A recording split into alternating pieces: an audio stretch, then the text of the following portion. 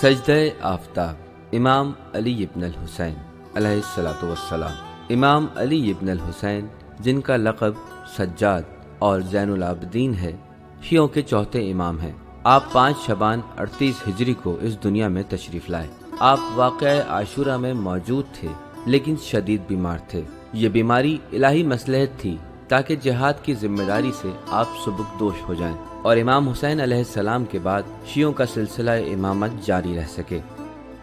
تقریباً 33 سال پر محیط آپ کی امامت کا دور سخت اور مشکل ترین ادوار میں شمار ہوتا ہے۔ آپ کی امامت کا آغاز ایک نہایت بڑے سانحے یعنی واقعہ کربلا کے ساتھ شروع ہوا۔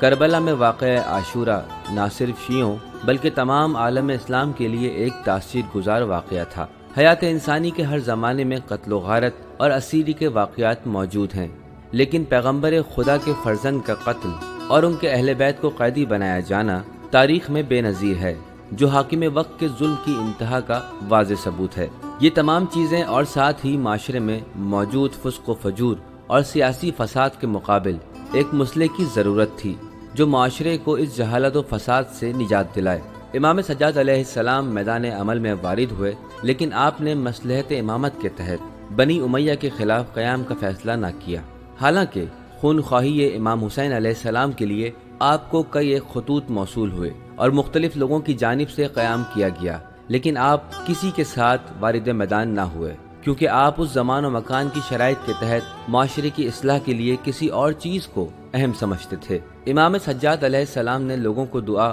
اور مناجات کے ذریعے تعلیمات کا سلسلہ شروع کر دیا۔ صحیفہ سجادیہ وہ کتاب ہے جو آپ کی دعا و مناجات کا مجموعہ ہے۔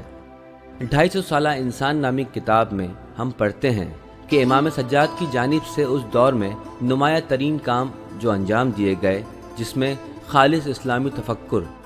یعنی توحید، نبوت، انسان کا معنوی مقام، خدا اور انسان کا رابطہ اور دیگر تربیتی امور شامل ہیں، اور یہ وہ اہم نکات ہیں جو صحیفہ سجادیہ میں کثرت سے بیان ہوئے ہیں۔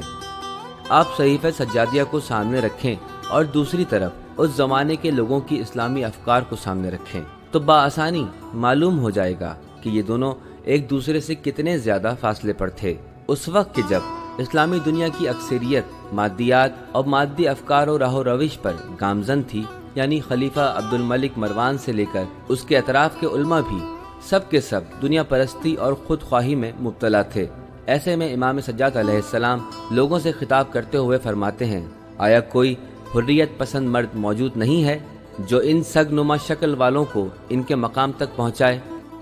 اس کے علاوہ امام سجاد علیہ السلام کی اہم یادگاروں میں سے ایک رسالۃ الحقوق و زیارت امین اللہ اور دعائے ابو حمزہ سمالی ہے۔ گو کہ آپ نے حکومت وقت کے مقابل کوئی مسلحانہ اقدام نہیں اٹھایا، لیکن آپ کا یہی طرز عمل یعنی تعلیم و تربیت خلفائے وقت کی شدید نگرانی اور پریشانی کا باعث بنا رہا، یہاں تک کہ ولید ابن عبد الملک نے اپنے بھائی حشام کے اکسانے پر امام سجاد علیہ السلام کو زہر دلوا دیا، اور تاریخ میں قول معروف کے مطابق 25 محرم 95 ہجری 57 سال کی عمر میں آپ شہید کر دیے گئے۔ نقل ہوا ہے کہ آپ کے بیٹے امام محمد باقر علیہ السلام نے آپ کے غسل و کفن کے بعد بہت زیادہ گریہ فرمایا، جس کی بنا پر اصحاب نے آپ سے سوال کیا تو آپ نے فرمایا کہ جب میں اپنے والد بزرگوار کو غسل دے رہا تھا تو میں نے آپ کے جسم اقدس پر ظالم معاشرے کے لگائے زخموں کے نشانات کو دیکھا ہے، جس کی وجہ سے میں آپ کی اسیری کے ایام کی یاد میں گریہ کر رہا تھا۔